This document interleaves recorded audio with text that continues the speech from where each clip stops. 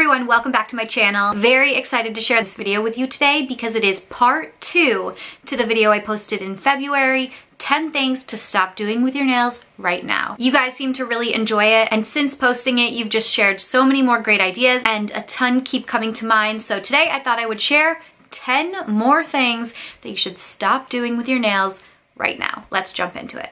Number 1, stop rocking chipped manicures. And I am the worst person in the world to tell you that right now because I currently have a chipped manicure and I plan on taking this off immediately. The reason you don't want to wear chipped manicures is because when the polish starts to chip around the top of your nails, you're encouraging splitting and peeling of the natural nail. So you think it just looks bad, but it's actually creating a great deal of harm. Just try to avoid chipped manicures altogether. Number 2, stop skipping cuticle oil. Now, I am a cuticle oil fanatic. I love it so much. I use it all day, all night, 24/7. I have for years and years and years. I love cuticle oil so much that I'm actually launching my own in a few months. If you've been following this channel, I've given you some info here and there about it, but it is coming soon. I'll link a few of my current favorite cuticle oils in the description box, but using a cuticle oil at least 3 times a day is going to significantly improve the health of your nail and the skin around your nail. It's magic. It's pure magic. I don't know how else to explain it. If you want to just maintain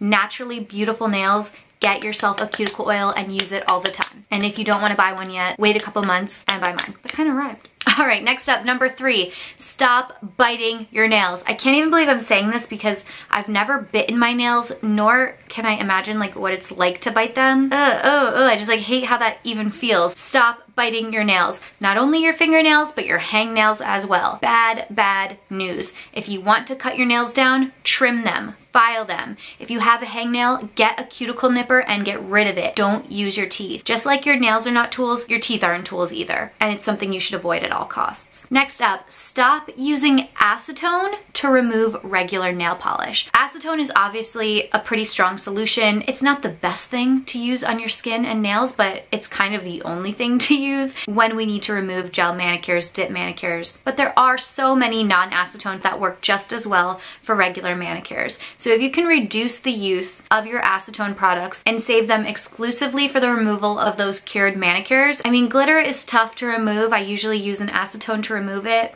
You know what, if you have to, you have to, but do your best to make a more conscious effort to use non-acetone when removing your nail polish. Next up, stop using press-ons. Don't get mad at me. I can't stand press-on nails. I really can't. People ask me to review them all the time. I have on my channel in the past. Some people love them. They really do. I hate them. I hate how they feel. I hate how they look. I hate how they get stuck in my hair. I just,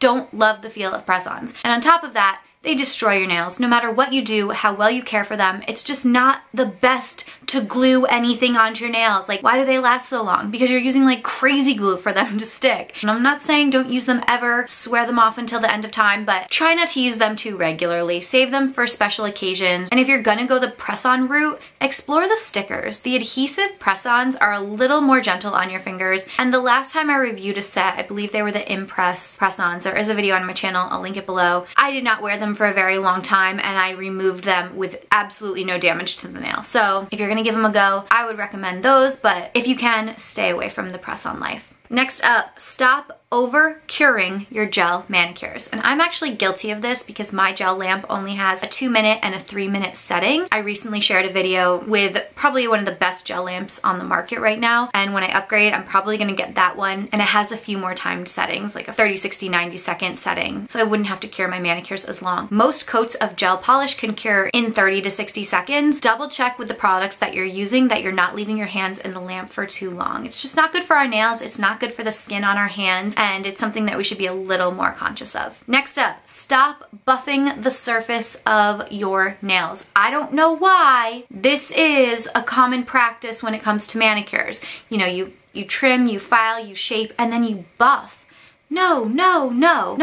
You don't need to do that. You don't need to do that. If your nails are really uneven or if they're peeling and you want to lightly buff to smooth them out, go ahead. But don't make this a normal practice. Just do it on an as needed basis and use a very gentle buffing cube. You want a really fine grit. Anything that's too rough is just going to remove your nail. It's just going to make your nails thin. Like, it's just common sense. The harder you file it down, the more it's going to disappear. It's like, that's it.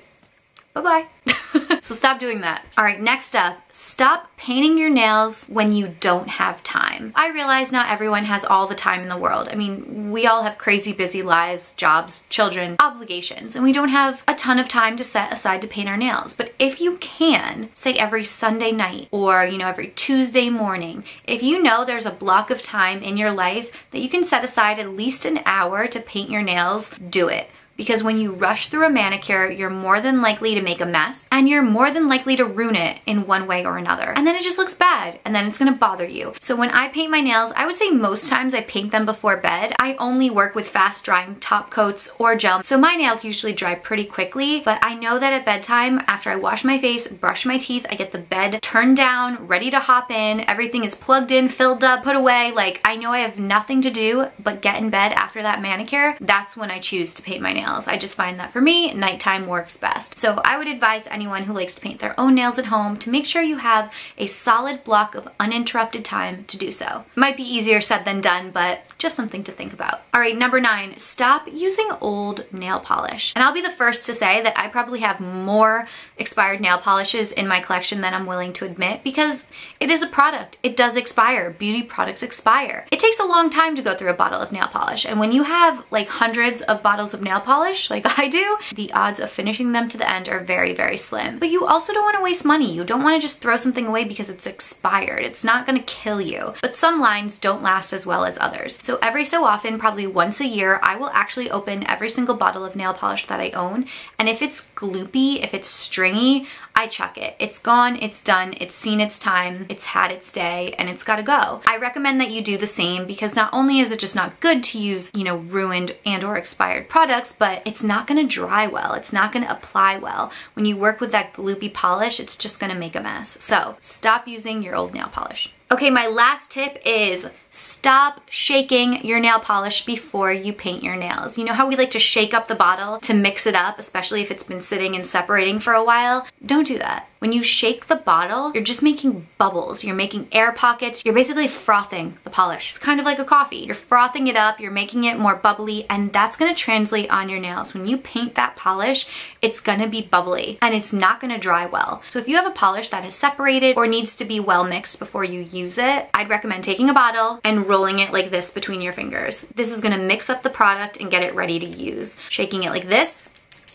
even though you hear that little bead in there, like you think you're doing a good job, but no, no, no. It's gonna make a mess. Don't do that.